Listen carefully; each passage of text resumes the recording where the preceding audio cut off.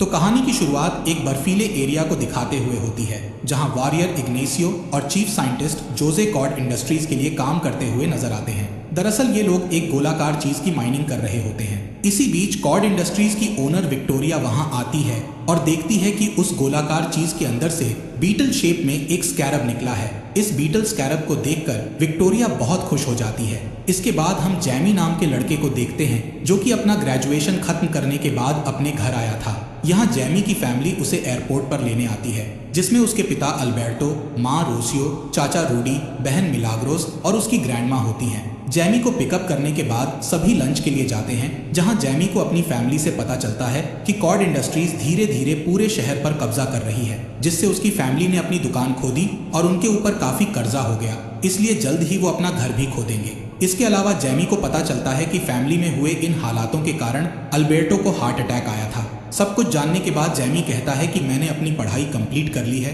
और अब मेरे पास डिग्री भी है, इसलिए मैं अच्छी जॉब ढूंढकर सारा कर्जा चुका दूंगा। लेकिन समय बीतता गया पर जैमी को कोई भी जॉब नहीं मिलती है, जिससे जैमी काफी परेशान होता है और अपनी बहन मिलाग्रोस से कहता है कि मैं एक दिन बहुत सारे पैसे कमाऊंगा और सब कुछ ठीक कर दूंगा। इसके बाद हम जैमी को बहुत ही बड़े घर में देखते हैं जिसे देखकर ऐसा लगता है कि वो बहुत अमीर हो गया है, पर तभी मिलाग्रोस उसे बुलाती है और साफ सफाई करने का कहती है। दरअसल मिलाग्रोस इस घर में साफ सफाई का काम किया करती है और उसी ने जैमी को यहाँ पर जॉब दिलाई थी ताकि वो दोनों मिलकर कुछ पैसे कमा सके। यहाँ हमें पता चलता है कि ये बड़ा सा घर विक्टोरिया का है। तभी वहाँ विक्टोरिया आती है जिसे देखकर जैमी उसे गुड मॉर्निंग बोलता है, लेकिन विक्टोरिया उसे इग्नोर करके अंदर चली जाती है जहाँ वो अपनी भतीजी जेनिफर को देखती है। यहाँ जेनिफर विक्टोरिया पर बहुत गुस्सा होती है और उसे उसकी कंपनी के नए डिवाइस का एक वीडियो दिखाती है। दरअसल ये डिवाइस इंसान के अंदर फिट हो जाता है जिससे वो इंसान एक खतरनाक वॉरियर बन जाता है और उसके अंदर ऐसी पावर्स आ जाती हैं जिससे वो सब कुछ तबाह कर सकता है। अब जेनिफर गुस्से में आकर विक्टोरिया से कहती है कि इस कंपनी को ये हथियार बनाने का काम नहीं करना चाहिए।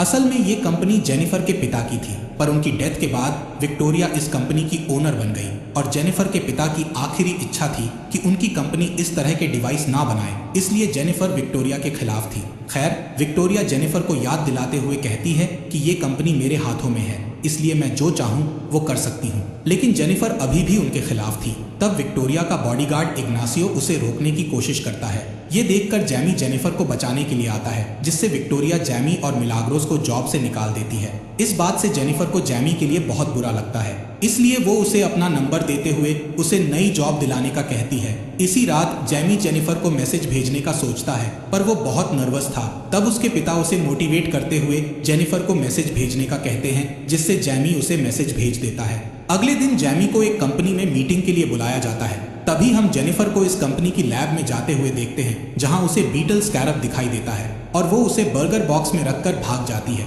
जिसके बाद जोसे लैब में आता है और देखता है कि स्कैरब गायब हो गया है, इसलिए वो सिक्योरिटी को कंपनी के सभी गेट्स बंद करने का ऑर्डर दे देता है। यहाँ जेनिफर सिक्योरिटी अलार्म की आवाज सुनकर डर जाती है। तभी उसे जैमी मिलता है, जिसे देखकर जेनिफर उसे वो बॉक्स दे देती है और कहती है कि तुम्हें इस बॉक्स की रक्षा करना है, जिसके बदले मैं तुम्हें पैसे दूंगी। साथ ही वो उसे इस बॉक्स को ना खोलने का कहती है। इसके बाद जैमी इस कंपनी से बाहर चला जाता है और गार्ड जेनिफर की तलाशी करने के लिए उसके पास आ जाते हैं। इसके बाद हम जैमी को उसके घर में देखते हैं जहां उसकी फैमिली उस बॉक्स को खोलने का कहती है। वो लोग जैसे ही बॉक्स को खोलते हैं तो उसमें उन्हें स्कैरब डिवाइस दिखाई देता है, जिसके साथ वो लोग खेलना शुरू कर देते हैं। तब जैमी उनसे वो डिवाइस छीन लेता है, जिस दौरान वो डिवाइस चमकने लगता है और सीधे जैमी के चेहरे पर आ जाता है। तब रूडी उसे हटाने की कोशिश करता है, जिस दौरान उसे बिजली का झटका लगता है और वो दूर गिर जाता है। इसके बाद वो डिवाइस जेमी के कपड़ों के नीचे घुस जाता है और उस डिवाइस से कीड़े की तरह पैर निकल आते हैं जो कि जेमी को छत पर चिपका देते हैं और फिर जेमी की बॉडी के चारों ओर एक कवच बनने लगता है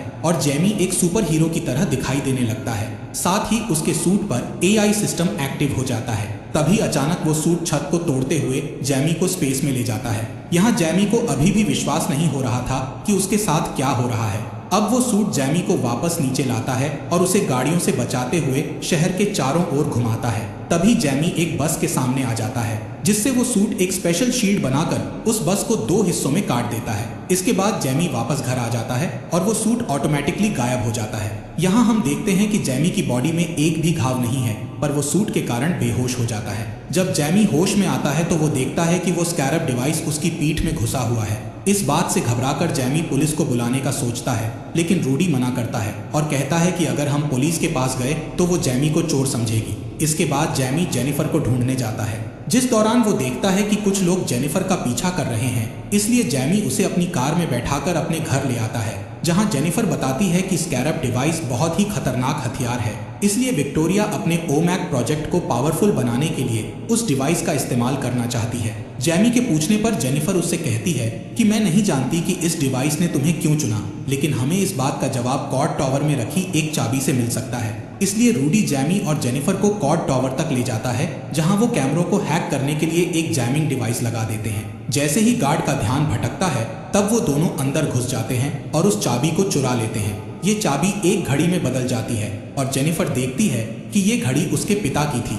इसके बाद दोनों वहां से जाने लगते हैं, जिस दौरान इग्नेसियो उन्हें रोकने की कोशिश करता है। इसलिए जैमी का स्कैरब डिवाइस एक्टिव हो जाता है और वो इग्नेसियो से फाइट करता है। तब इग्नेसियो उस पर हमला करने के लिए अपने अधूरे ओमैक का यूज करता है और दोनों में फाइट होने लगती है, जिसमें जैमी को अपने सूट में मौजूद कई हथियारों के बारे में पता चलता है। यहाँ जैमी बहुत ही खतरनाक फाइट करता है और इग्नेसियो को मारने ही वाला होता है। तब जैमी उस एआई सूट को रोकते हुए कहता है कि मैं किसी की जान नहीं लेना चाहता हूँ। तभी अचानक रूडी और जेनिफर एक गाड़ी से भागने लगते हैं, जिससे इग्नेसियो उन्हें शूट करने लगता है। इसलिए जैमी गाड़ी के पास चला जाता है। ये देख इग्नेसियो जल्दी से उठता है और जैमी पर हमला करने के लिए आगे बढ़ता है, लेकिन रूडी इग्नेसियो को हिट करके जैमी को बचा लेता है और फिर वो तीनों वहां से भाग जाते हैं। अगली सुबह वो तीनों जेनिफर की पुरानी हवेली में पहुंचते हैं, जहां घड़ी का यूज करके वो एक सीक्रेट लेयर तक पहुंचते हैं। यहाँ जेनिफर को पता चलता है कि उसके पिता शहर के सुपर हीरो थे, जिन्हें ब्लू बीटल के नाम से जाना जाता था, और उन्होंने स्कैरब की मदद से शहर में हो रहे क्राइम को खत्म करने के लिए बहुत सारे गैजेट और टेक्नोलॉजी बनाई थी। इधर रूडी एक पुराने कंप्यूटर में जैमी की प्रॉब्लम का हल ढूंढता है। वहीं जैमी बाथरूम में जाकर देखता है कि उसकी बॉडी में ब्लू कलर का चमकता हुआ एक घाव बन गया है। इसका मतलब था कि स्कैरब धीरे धीरे जैमी के शरीर के साथ खुद को जोड़ रहा है, लेकिन ये घाव जल्दी से ठीक हो जाता है। फिर जैमी बाहर आता है और देखता है कि जेनिफर अपने पिता को याद करते हुए दुखी हो रही है, इसलिए वो उसे संभालने लगता है और दोनों एक दूसरे के करीब आने लगते हैं। लेकिन तभी रूडी उनसे कहता है कि मुझे नई इन्फॉर्मेशन मिली है, जिससे मुझे पता चला है कि जब तक जैमी जिंदा है तब तक स्कैरब को जैमी की बॉडी से अलग नहीं किया जा सकता और ये स्कैरब किसी भी कीमत पर अपने हीरो की रक्षा करेगा। ये जानकर जैमी घबरा जाता है और उसे ऐसा लगता है कि वो बुरी तरह से फंस गया है। तब रूडी उसे समझाता है कि तुम्हें स्कैरब ने किसी कारण से चुना होगा। इस बीच विक्टोरिया को पता चल जाता है कि जैमी के पास स्कैरब है, इसलिए वो जैमी को पकड़ने के लिए उसके घर पर प्राइवेट मिलिट्री भेजती है। तब जैमी, जेनिफर और रूडी विक्टोरिया के हेलीकॉप्टर को अपने घर की ओर बढ़ते हुए देख लेते हैं। इसलिए जैमी सूट की पावर का यूज करने की कोशिश करता है, पर उसका सूट एक्टिव नहीं होता है। तभी जैमी को ध्यान आता है कि स्कैरब हमेशा उसकी रक्षा करेगा, इसलिए जैमी बिल्डिंग से कूद जाता है, जिससे सूट अचानक से एक्टिव हो जाता है और फिर जैमी अपने घर की ओर निकल जाता है। इधर विक्टोरिया के सैनिक जैमी की फैमिली को घर से बाहर खींचकर उनके ऊपर गन पॉइंट कर देते हैं। तभी जैमी वहां आ जाता है और कुछ सैनिकों को धक्का देकर गिरा देता है। दूसरी ओर विक्टोरिया जैमी के सूट की पावर देखना चाहती थी, इसलिए वो अपने सैनिकों से जैमी की फैमिली को टारगेट बनाने का कहती है। तब जैमी अपनी शील्ड को एक्टिव करता है और अपनी फैमिली को गोलियों से बचा लेता है। इसके बाद जैमी अपने एआई से ऐसे हथियार मांगता है जिससे किसी की जान न जाए। इस हथियार से जैमी सभी सैनिकों को मारना शुरू कर देता है।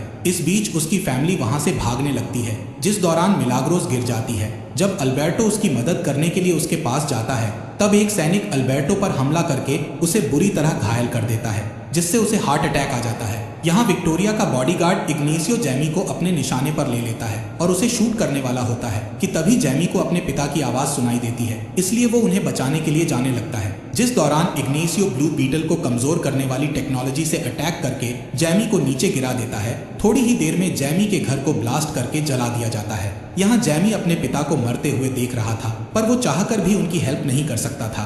अब इग्नेसियो जैमी के पास आता है और उसे अपने साथ ले जाता है। अगली सुबह हम जैमी की फैमिली को देखते हैं जो कि अल्बर्टो के मरने से बहुत दुखी थे। तब ग्रैंडमा सबको हौसला देते हुए कहती हैं कि हमें रोने की बजाय जैमी को बचाने की कोशिश करनी चाहिए। तभी वहां जेनिफर आती है और पूरी फैमिली को अपने पिता की उस जगह पर ले जाती है जहां उन्होंने बग नाम का एक एयरक्राफ्ट बनाया था जिससे बहुत ही स्पीड से उड़ा जा सकता था। इसके अलावा उन्हें यहाँ लड़ने के लिए कई गैजेट्स मिलते हैं जिसमें मिलाग्रोस कुछ गैजेट्स के साथ एक ग्लव वाला गैजेट भी उठा लेती है। वहीं ग्रैंडमा और रोसियो दूर से हमला करने वाले हथियारों को चुनती हैं। इसके बाद वो पाको आइलैंड पर बने फोर्ट पर हमला करने का प्लान बनाते हैं। दरअसल इस फोर्ट में विक्टोरिया जैमी की बॉडी से स्कैरब निकालने वाली थी, इसलिए वो जैमी को एक मशीन से जोड़ती है और उसे ओमैक के डेटाबेस में डाल देती है। इस प्रोसेस में जैमी की मौत भी हो सकती थी। इसके अलावा इग्नेसियो की बॉडी के कवच को भी इसी मशीन से जोड़ा गया था ताकि स्कैरब का सारा डेटा इग्नेसियो के सूट में आ सके। अब जैसे ही प्रोसेस चालू होती है तो जैमी दर्द से चिल्लाने लगता है और कोमा में चला जाता है। तब उसे आफ्टर लाइफ के विजन आते हैं जिसमें जैमी अपने पिता अल्बर्टो से मिलता है, जहां अल्बर्टो उसे बताता है कि ब्लू बीटल को अपनाना ही तुम्हारी लाइफ का सबसे बड़ा मकसद है। इसके बाद जैमी कोमा से बाहर आ जाता है और स्कैरब को पूरी तरह से अपना लेता है, लेकिन तभी उसके स्कैरब के कोड्स इग्नासियो के सूट में ट्रांसफर हो जाते हैं जिससे इग्नेसियो का ओमैक सूट बहुत ही ज्यादा पावरफुल हो जाता है। इस बीच रूडी फोर्ट पर बग एयरक्राफ्ट को गिरा देता है जिससे सैनिक उन पर गोलियां चलाने लगते हैं, पर ये एयरक्राफ्ट बग बहुत मजबूत था जिस वजह से उन्हें कोई भी नुकसान नहीं हो सकता था। साथ ही बग एयरक्राफ्ट अपने पैरों से सैनिकों को मारता है। इसी बीच रूडी एक स्पेशल बटन को दबाता है जिससे बग नीला धुआं छोड़ता है। इस धुएं के कारण सैनिक बेहोश हो जाते हैं। इसके बाद मिलाग्रोस और जेनिफर फोर्ट के अंदर जाते हैं जहां उन्हें ओमैक सूट का एक बड़ा सेट मिलता है जो कि स्कैरब की इन एनर्जी ले रहे थे, इसलिए वो एक गैजेट की मदद से इस सेट को ब्लास्ट कर देती है जिससे फोर्ट का एक हिस्सा गिर जाता है और वो दोनों अलग अलग हो जाती हैं। इधर लैब में जैमी को होश आता है लेकिन वो सूट का यूज नहीं कर पाता क्योंकि उसका सिस्टम रिब्यूट हो रहा था। इसी दौरान जोस को समझ आ जाता है कि विक्टोरिया के इरादे ठीक नहीं हैं, इसलिए वो जैमी का साथ देता है और उसे वहां से भगाने के लिए गेट खोल देता है, पर इग्नेसियो उसे देख लेता है इसलिए वो जोस को मार डालता है। तभी लैब में ब्लास्ट हो जाता है लेकिन इग्नेसियो विक्टोरिया को बचा लेता है, जिसके बाद विक्टोरिया जेनिफर को पकड़ने के लिए निकल जाती है। इधर जैमी के सामने बहुत सारे सैनिक आ जाते हैं। तब उसकी ग्रैंडमा वहां आ जाती है और गैजेट्स की मदद से उन सभी सैनिकों को एक झटके में हरा देती है। अब सभी बग के अंदर जाते हैं लेकिन मिलाग्रोस और जेनिफर अभी भी वहां नहीं आए थे,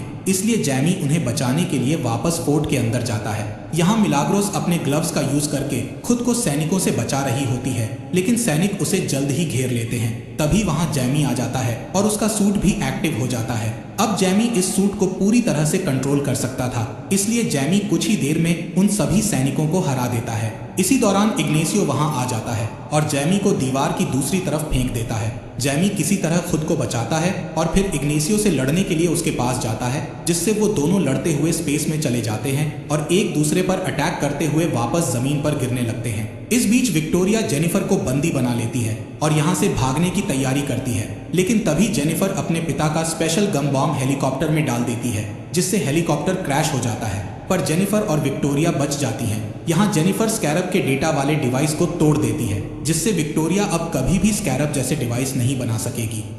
इधर जैमी अपने सूट से अपनी इमेजिनेशन वाला एक हथियार मांगता है और उससे इग्नेसियो पर हमला कर देता है, लेकिन इग्नेसियो अपने वॉर एक्सपीरियंस का यूज करके उसे नीचे गिरा देता है। इसी दौरान रूडी इग्नेसियो पर पत्थर फेंककर उसका ध्यान भटकाता है जिससे इग्नेसियो उसे शूट कर देता है। ये देखकर जैमी को बहुत गुस्सा आता है और वो इग्नेसियो से बदला लेने के लिए उस पर खतरनाक वार करके उसे मारने ही वाला होता है कि तभी एआई उसे याद दिलाता है कि तुम किसी की जान नहीं लेना चाहते। इसके अलावा एआई उसे इग्नेसियो की पिछली यादें दिखाता है जिससे पता चलता है कि इग्नेसियो भी उसी की तरह एक विक्टिम है, क्योंकि जब इग्नेसियो छोटा था तब कॉड इंडस्ट्रीज के बॉम्ब ने उसके घर को ब्लास्ट कर दिया था जिससे उसकी मां की मौत हो गई थी। तब विक्टोरिया ने उसे ओमैक प्रोजेक्ट के एक्सपेरिमेंट के लिए अपने साथ रखने का फैसला किया था।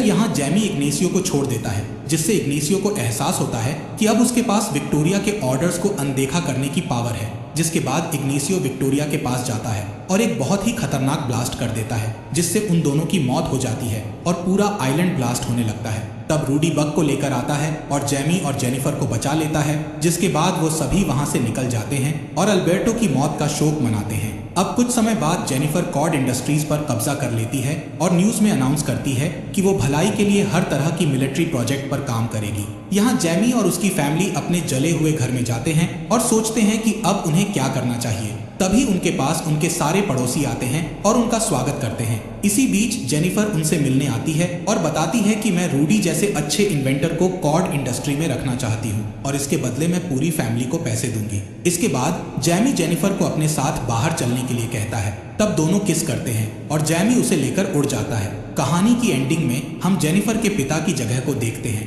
जहां अपने आप ही कंप्यूटर ऑन हो जाता है और उसमें जेनिफर के पिता की वॉइस रिकॉर्डिंग चलने लगती है, जिसमें वो कहते हैं कि मैं अभी भी कहीं पर जिंदा हूँ। इसी के साथ इस कहानी का यहीं पर एंड हो जाता है। फॉक्स एक्सप्लेनर चैनल को सब्सक्राइब करने के लिए आपका दिल से शुक्रिया।